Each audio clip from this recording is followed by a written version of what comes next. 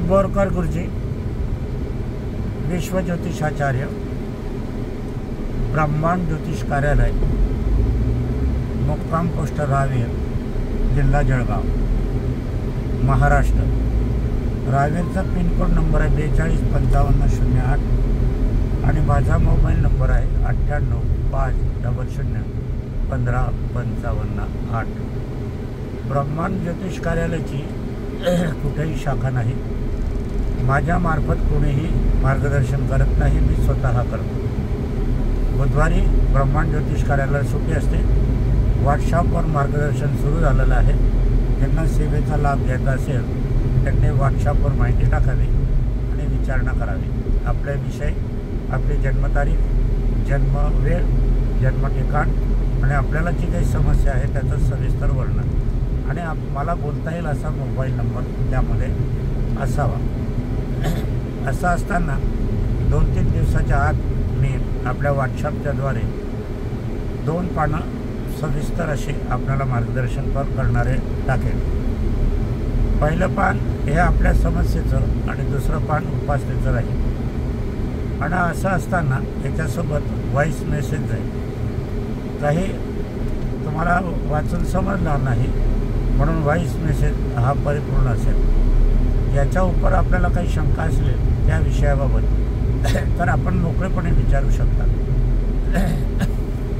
काही वेळेला तुमच्या मनात शंका असते, शंका असत असताना वार्तालाप करताना जी शंका असते त्याच्यातली एखादी शंका राहून जाते, मग कुणाचं तुम्ही विचारत नाही। परंतु तसं न करता आपण एक कागदावर लिहून घ्यावं आपल्या शंके ज्या काही 1-2 क्रमांकाने जे असतील त्या, आणि त्याबद्दल मला विचारणा करावी। म्हणजे मी आपणाला परिपूर्ण मार्गदर्शन करण्याला बांधिलकी माझी आहे, कर्तव्य मी समजतो। आजच्या कार्याचा विषय आपण श्राद्ध पक्ष घेणार आहोत। कार्य सुरू करण्यापूर्वी माझी पत्नी स्वर्गीय सौ निर्मलाबाई बोरकर यांना अभिवादन करूया आणि आजच्या कार्याला सुरुवात करूया। माझ्याकडे प्रतिपदा म्हणजे भाद्रपद कृष्ण पक्ष सुरू होण्याच्या अगोदर बरेचशा लोकांचे मोबाईल आले। ते मोबाईल आजपर्यंत आपण संख्येनं घेतले तर बरेच आले आणि ते विविध प्रांतातले आले। मध्य प्रदेशातल्या प्रांताचे अनेक आले। आपण भाद्रपद कृष्ण पक्ष म्हणतो, परंतु तिकडे हा अश्विन पक्ष मानला जातो। म्हणून जर आपण मध्य प्रदेशाची पंचांग घेतली किंवा तिथले काही ग्रंथसामुग्री घेतली तर आपल्याला तो अश्विन महिना दाखवला येतो आणि इथे हा गोंधळ होतो। महाराष्ट्र पंचांगामध्ये आपल्याला भाद्रपद कृष्ण आहे आणि तसंच श्रावण महिना पण 15 दिवस अगोदर तिथे सुरू होतो। मी अनेक बैठकीमध्ये, अनेक ज्योतिषाच्या संमेलनामध्ये हा विषय मांडलेला आहे की आपला भारत देश एक आहे, हिंदुस्थान एक आहे, इंडिया एक आहे, मग एक पंचांग का नसावं? निदान पंचांग विविध प्रकारची असली तरी चालतील, कारण अक्षांश रेखांश हे विविध वेळेनुसार सूर्योदयानुसार वेगवेगळं येणारच आहे।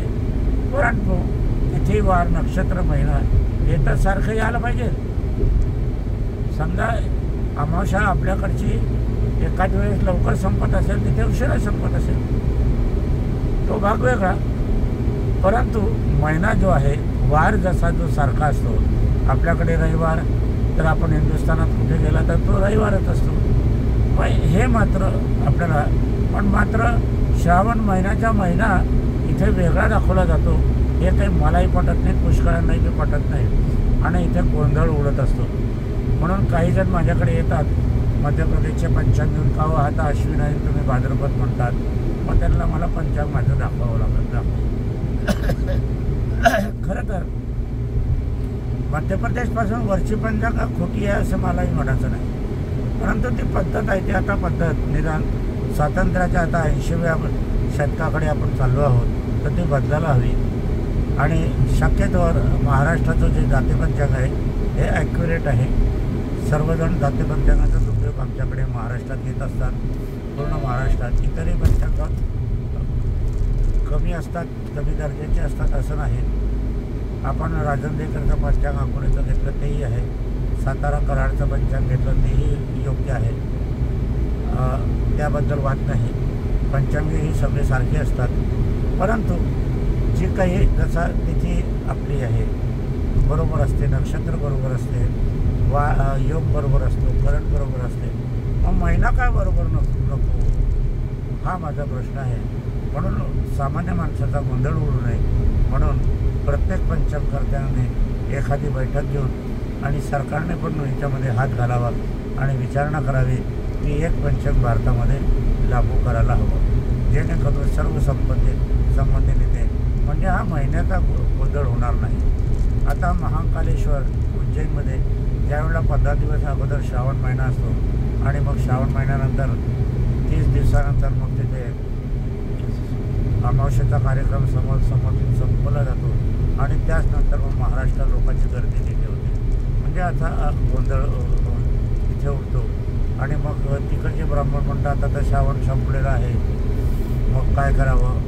असा हा काही असतात. त्यामुळे पूजापाठ करताना तो अडथळा येतो आणि पूजापाठ करताना अडथळा येत असल्या कारणाने मग जेवढा आपल्या धार्मिकतेचा लाभ मिळायला हवा तेवढा धार्मिकतेचा लाभ मिळत नाही, एवढं नक्की आहे. म्हणून हा एक. त्याचप्रमाणे मला अजूनही विचारण्यात आली की भाद्रपद कृष्ण पक्ष जो आहे तो हा अशुभ आहे, म्हणून या महिन्यामध्ये कपडे खरेदी करू नये, बांधकाम करू नये, नवीन प्लॉट खरेदी करू नये, वाहन खरेदी करू नये, सोने चांदी मुळीच खरेदी करू नये, असे विविध प्रकारचे आक्षेप यामध्ये किंवा माहिती दिलेली असते. काही पुस्तकातही दिलेली आहे, काही हे आहे, परंतु माझ्यामध्ये हे सर्वतः चुकीचं आहे. काही पुराणामध्ये किंवा काही ग्रंथामध्ये काही गोष्टी मागावून समावित झालेल्या आहे. हे इतिहास देवांचे संशोधक राची ढेरे होते, त्यांनी पण आम्हाला समप्रमाण समजून सांगितलं आहे. ज्यांना काही याच्याविषयी माहिती हवी असेल त्यांनी राची ढेरे यांची संशोधनात्मक पुस्तकं बाजारात मिळतात, ती अवश्य वाचावी.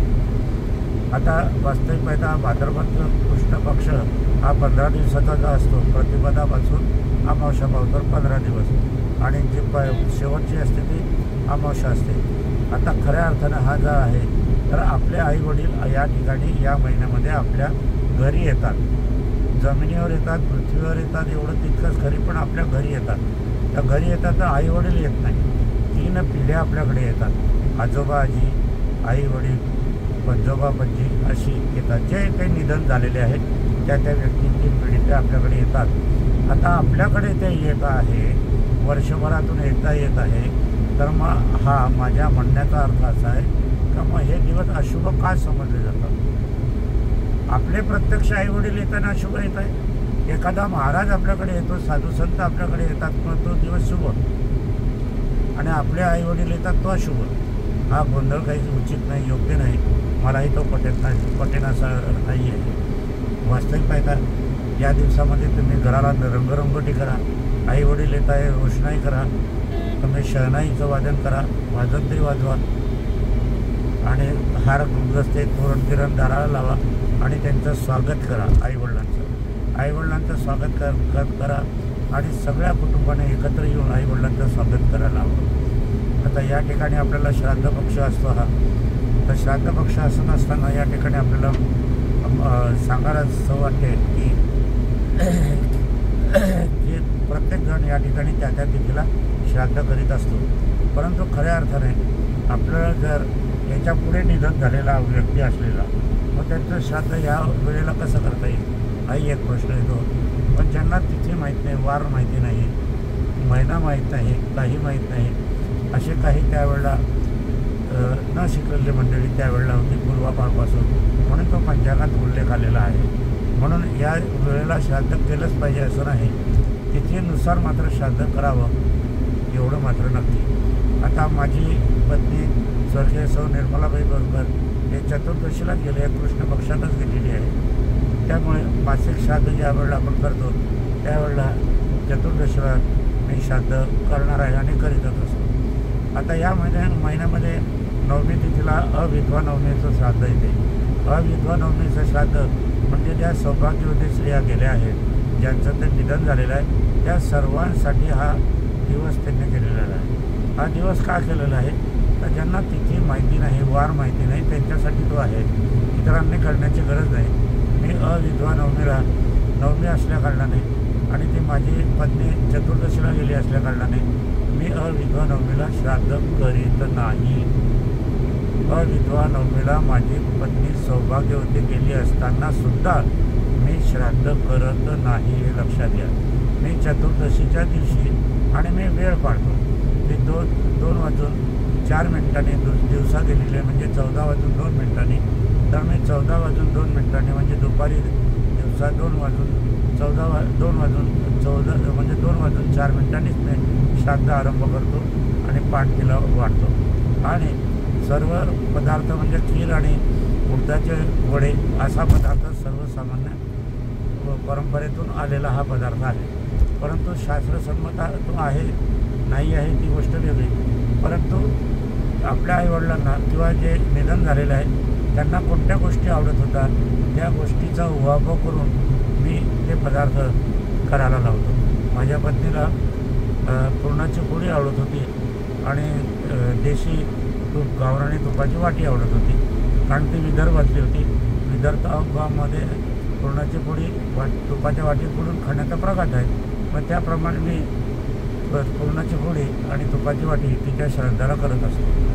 आता हे जे पान तिला आम्ही वाटतो हे प्राण आम्ही ते राहू देतो, 1 तासभर राहू देतो, म्हणजे 3:04 पावतो किंवा 3:15 3:30 वाजे पावतो. आणि नंतर मग आम्ही सर्वजण जेवायला बसतो. तेव्हा ते पान आम्ही सर्वजण प्रसाद म्हणून सर्वांना देतो. आता या ठिकाणी मुलं जर विभक्त राहत असेल तर त्यांनी वेगवेगळे श्राद्ध करावे. नातू जर दुसऱ्या गावाला राहत असतील त्यांनी पण श्राद्ध करण्याची गरज आहे. श्राद्ध हे कोणीही टाळू शकत नाही. तो त्याची मौंज झालेली असो नसो तरी त्याला करणं भाग आहे. शास्त्राच्या नुसार तुम्ही वेगवेगळे राहत असाल भाऊबंध, वास्तविक पाहता ह्या दिवशी सर्वांनी एकत्र येऊन श्राद्ध करायला हवं. परंतु काही कारणास्तव तुमची शाळा असते, कॉलेज असते किंवा काही असतात, काही परदेशात असतात, तर त्यांनी पण श्राद्ध त्या दिवशी त्यांच्या घरामध्ये करायलाच पाहिजे. आणि श्राद्धाचं भोजन हे घरच्या माणसांनीच अन्नपदार्थ शिजवायला हवे. इतर मदतनीस घेतली तर चालते, चालत नाही असं नाही. असं असताना या दिवशी मात्र आपण श्राद्धाच्या पक्षाच्या दिवशी जी तिथीवार असतो त्या दिवशी आपलं कार्य बंद ठेवायला हवं. कोणाचं नोकरी असेल तर त्यांनी नोकरीवाल्यांनी अर्ज द्यायचा आणि सुट्टी घ्यायची.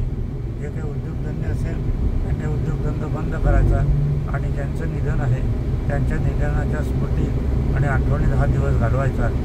आणि त्यांना म्हणजेच ते आपल्याला वर्षभरातून एकच दिवस निधन झालेल्या व्यक्तीसोबत बोलण्याचा, त्यांच्यासोबत राहण्याचा प्रसंग आपल्याला मिळतो, भाग्य आपल्याला मिळत असते.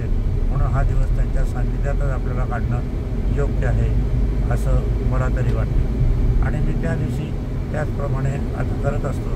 गेल्या 2 वर्ष झालेले आहे आणि 2 वर्षानंतर आता जे काही येईल चतुर्दशी वर्षाचं येईल त्यावेळेला ते आम्ही करणारच आहोत.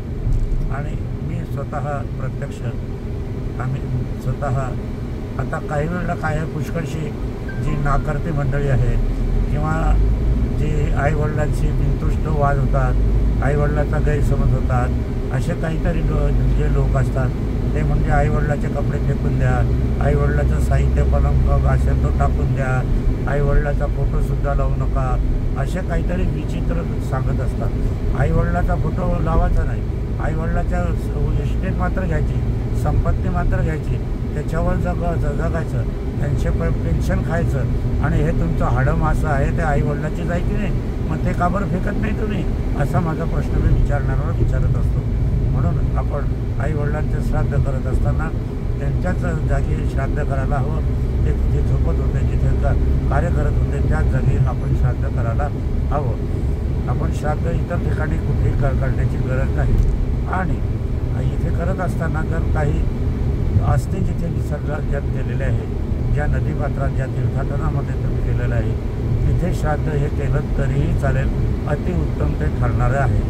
मी बहुतेक महिनावार आहे तर महिनावार मी काही महिने तिचं अस्थि विसर्जन आम्ही ओंकारेश्वर, मोठे ओंकारेश्वर मध्य प्रदेशातले केलं होतं, तर तिथे जाऊन मी तर्पण विधी करीत असतो. आणि मग इतर ठिकाणी जर हाच दिवस मला सापडण्यात आला तर मग उज्जैनला आहे, नाशिकला आहे, अशा ठिकाणी गेलं तर मग तिथे त्या नदीपात्रात मी सुद्धा तर्पणविधी. पण मात्र हा तर्पणविधी कृष्ण पक्ष चतुर्दशी च्या तिथीला 2:04 करतो. इतरत्र दिवशी करण्याची गरजच नसते. असं असताना जर नित्य रोज आपण जो जेवणाचा घास काढतो तर हा जेवणाचा घास एक लहानशी वाटी घ्यावी, ताटली घ्यावी.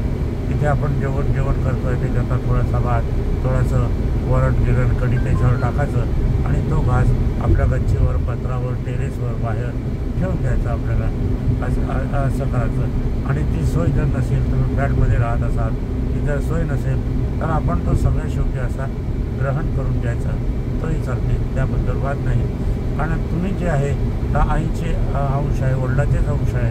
तुम्ही खाल्लं म्हणजे त्यांनाच मिळणार आहे. आपल्याला आपण जेवतो तर आईचं पोट भरत असते, आपण हे बघितलेलं आहे. त्याचप्रमाणे तो विधीचा प्रकार असतो, तो केला तरीही चालतो. परंतु नित्य रोज दैनिक निमित्त श्राद्ध असं नाव आहे या श्राद्धाला.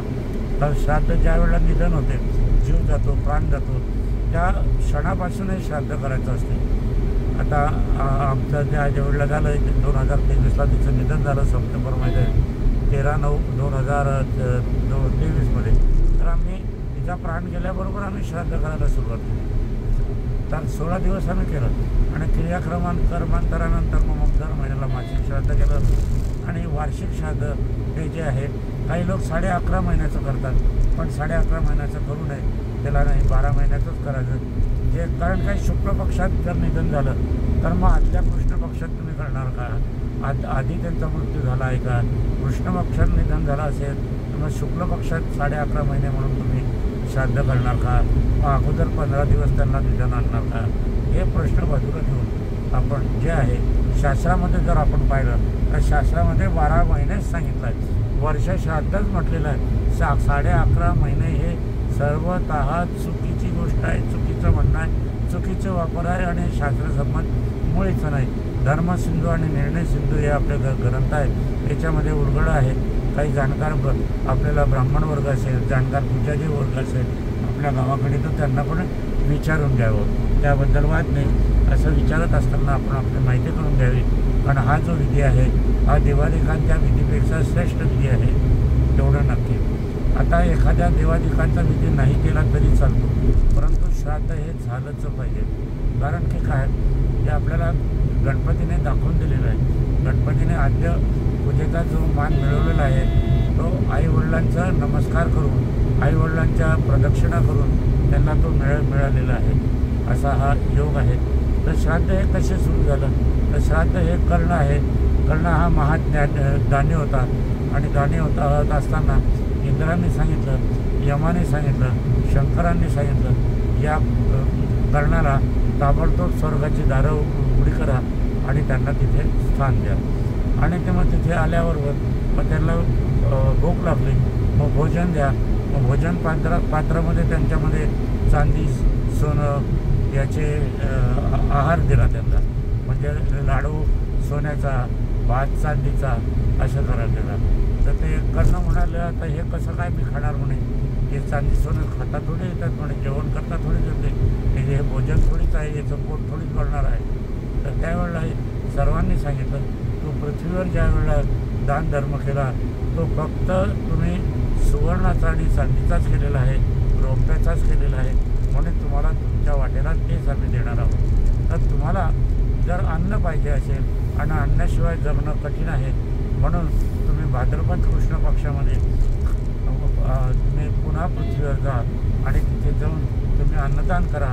आणि मग अन्नदान तुम्ही केल्यावर मग तुम्हाला स्वर्गात तुम्हाला अन्न प्राप्त होईल. मग त्याप्रमाणे भाद्रपद कृष्ण पक्षात कर्ण पृथ्वीवर आले. पृथ्वीवर आल्यावर त्यांनी मग तिथे दानधर्म अन्नदानाचा प्रारंभ केला. आणि मग ते पुनश्च भाद्रपद कृष्ण पक्ष संपल्यावर स्वर्गाची दारं त्यांना उघडी झाली. आणि स्वर्गाची उघडी दारं झाल्यावर नंतर मग त्यांना तिथे सुग्रास भोजन असं त्यांच्या पसंतीचं, त्यांना आवडीचं अन्नभोजन तिथे मिळालं. त्या दिवसापासून हा श्राद्ध पक्ष हिंदू संस्कृतीत सुरू झालेला आहे. असा हा आहे. म्हणून अन्नदानाचं फार महत्त्व आहे. आता अन्नदान करत असताना तुम्हाला पंक्तावळीत झाडल्या पाहिजे, पंक्तावळीच केल्या पाहिजे असं काही नाही. तुम्ही चालता बोलता सुद्धा अन्नदान करू शकता. तुम्ही एखाद्या वेळेस कुठे कचोरी खात असाल, समोसा खात असाल, हॉटेलच्या बाजूला तुम्ही उभे आहात खात आहात, तिथे 2-4 लोक काहीतरी भिकारी उभे असतात किंवा मागणारे उभे असतात. त्यांना तुम्ही पैसे न देता त्यांना एक एक वडा द्या, एक एक कचोरी द्या, एक एक समोसा द्या, एक जिलेबीचे तुकडे द्या, जिलेबी द्या, पोटभर त्यांना जेव घाला तिथे. अगदी हेच कर. माझी पत्नी नेहमी करत होती. नाशिकला आम्ही जात होतो, तिथे एक प्रसिद्ध हॉटेल आहे, तिथे अगदी सुखद भोजन मिळत होते. आजही तिथे 45 रुपयाचा समोसा, 45 रुपयाची कचोरी मिळते, 50 रुपयाची जिलेबी मिळते. तिथे 2 भिकारी हमेशा बसलेले असतात. माझी पत्नी अगोदर त्यांना देत होती, मग स्वतः आणि मला देत होती. अशा प्रकारे हे अन्नदानाचाच प्रकार आहे. आपण देत असं त्यावेळेला माझी पत्नी ज्या वेळेला ती विदर्भातली आहे, विदर्भातली असल्याने माझ्याकडे कुणी भिकारी आला, काही आला तर तिने कोरडी पोळी कधी दिली नाही. त्याच्यावर तूप टाकून, शक्यतोवर ती तूप टाकायची, साखर टाकायची, गूळ टाकायची आणि तशी ती द्यायची. 3 घास ठेवायची, एक गो घास, एक श्वान घास आणि एक कावळ्याचा घास, असे 3 घास ती ठेवायची.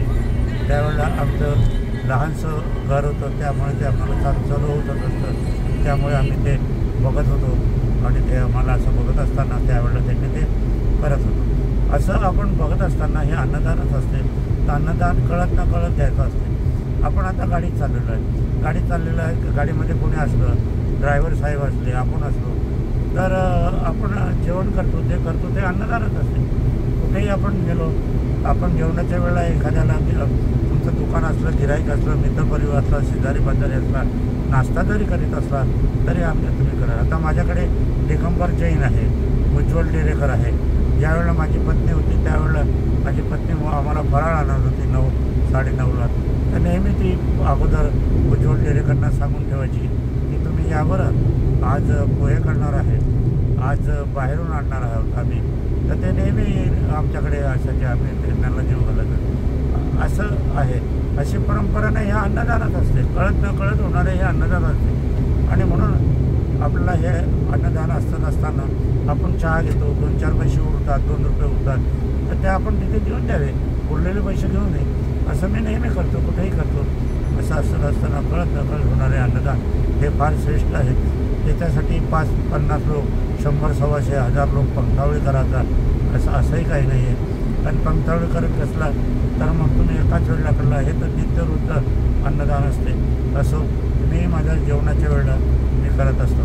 आता अन्नदानच्या चतुर्थीला जर काही असलं तर मी वरती आमचं आहे तिथे स्वयंपाकाद्वारे तर श्राद्ध होते, पण खाली मी माझं कार्यालय आहे, तिचा फोटो आहे, तिथे मी एक पेढा बोलवतो आणि तिथं चतुर्थीचं श्राद्ध मी स्वतः करतो. असो आणि दुसऱ्या दिवशी पण करतो. पहिल्या तिथे अग्निनाग दिला, तर दुसऱ्या दिवशी मी पुन्हा स्मशानभूमीत गेलो होतो आणि योगायोगाने तिथे अग्निनाग दिला, ती जागा रिकामी होती. मी झाडून पुसून घेतली, तिथे सडा टाकला, तिथे पुष्पवृष्टी केली, पुरणाची पोळी वगैरे केले आणि मी तिथे तिची रुचिक राशी होती. रुचिक राशी अशी असताना मी तिला 108 रुपये तिथे ठेवले. तिथे आता ते कोण घेईल ते आपण पाहायचं नाही, तो विचार आपण नाही करायचा. तिथे सगळं ठेवलो, तिथे मी थोडा वेळ भर बसलो आणि मग मी निघून आलो. अशा योग आहेत. असं करत राहावं, कळत न कळत. आपण पहिले आपल्या आईवडिलांचं पूज्य, आईचे भांडण असते, वडिलांचे भांडण असते, वाटे शेत कमी जास्त प्रमाण असतो, समज असता, गैरसमज असतो. आपल्या घराण्यातले आहोत आपलेच भाऊबंध गैरसमज करून देत असतात किंवा आपलं नशीब कसं असते, काही असो, आपण आपल्या नित्यनियमानं चालत राहावं. असं असताना आता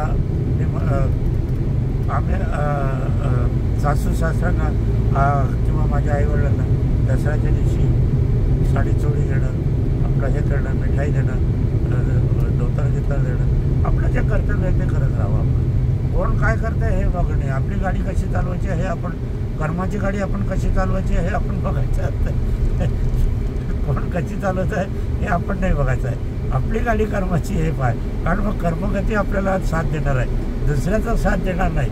आता आपण समजा आई आहे, वडील आहे, भाऊ आहे, जाऊ द्या, तो असाच आहे, त्याच्याशी कशाला जात असेल, पाया पडायला जायचं काही नाही. तर ह्याच्यामध्ये काय होतं की वाईटपणा वाढत जातो.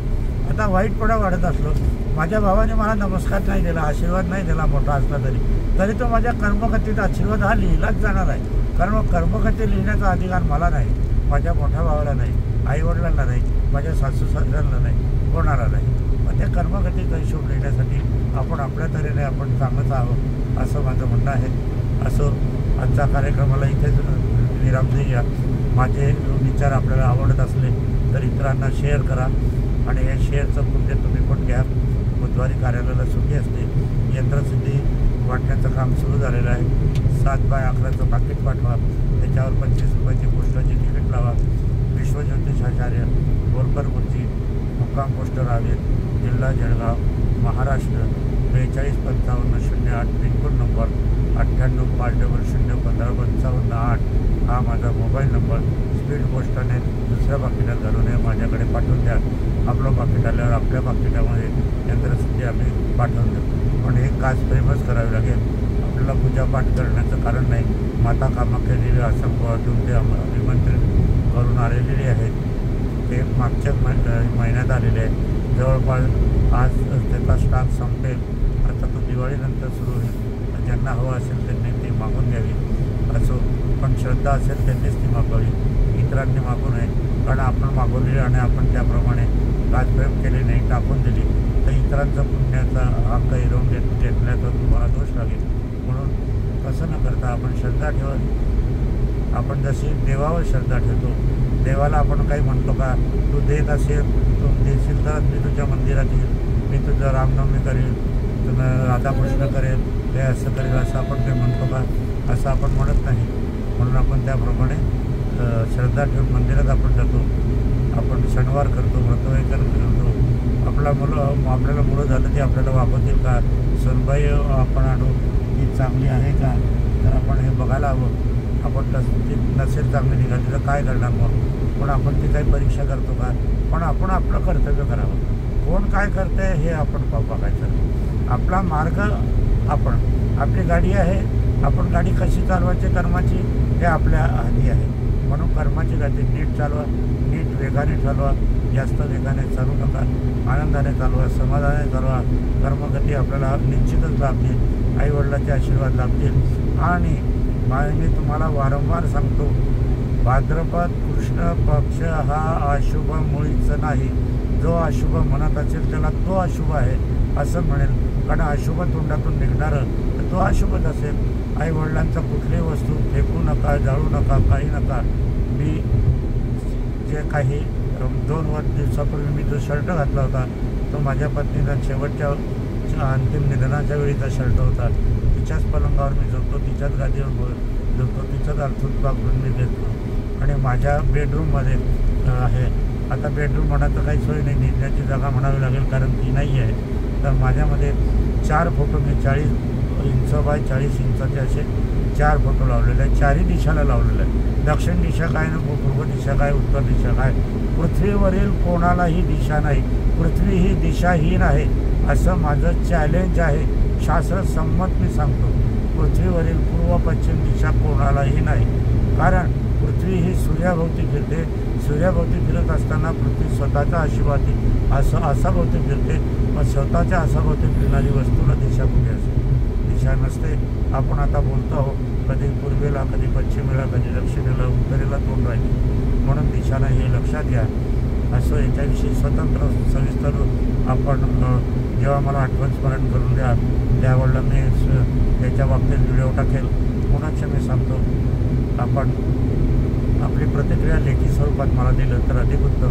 म्हणजे आपल्याला बोलता येईल, चालता येईल, म्हणता येईल. असं एखाद्या वेळेस आपल्या घरी येण्याचा प्रसंग आला तर जरूर मी आपल्या घरी येईल. त्याच्यासाठी आपलं मात्र लिखित आपलं मनोगत स्वच्छ मनाने आपल्याला जे आहे ते प्रसिद्धीपासून काय फायदा झाला, काय नाही, माझं म्हणणं आपल्याला कितपत आवडलं, काय नाही, अगदी मोकळेपणाने लिहायचं. आणि तुमच्याकडे माझा दौरा झाला तर मी आणखी निश्चित येईल. मी मात्र मुक्कामाला येईल म्हणून तुम्ही पत्ता न देण्याचा प्रयत्न करू नका. मी कोणाच्याही घरी राहत नाही. तुमच्या गावात असलं तरी मी लाजमध्येच उतरणार आहे. लाजमध्येच निश्चित आलं आहे. हे लक्षात आहे. काही अशा गमतीदार प्रसंग असतात की मग बुवा येतील आपल्याकडे, महाराज येतील, त्यांना दक्षिणा द्यावी लागेल. काही द्यायचं कारण नाही. मला नुसतं पाणी पाजलं तरी चालेल. माझा आशीर्वाद तुम्हाला इथूनही आहे. तुमच्या घरी येऊनही मी आशीर्वाद देईन, त्याबद्दल वादच नाही. असं आजच्या कार्यक्रमाला विराम देण्यापूर्वी माझी पत्नी स्वर्गीय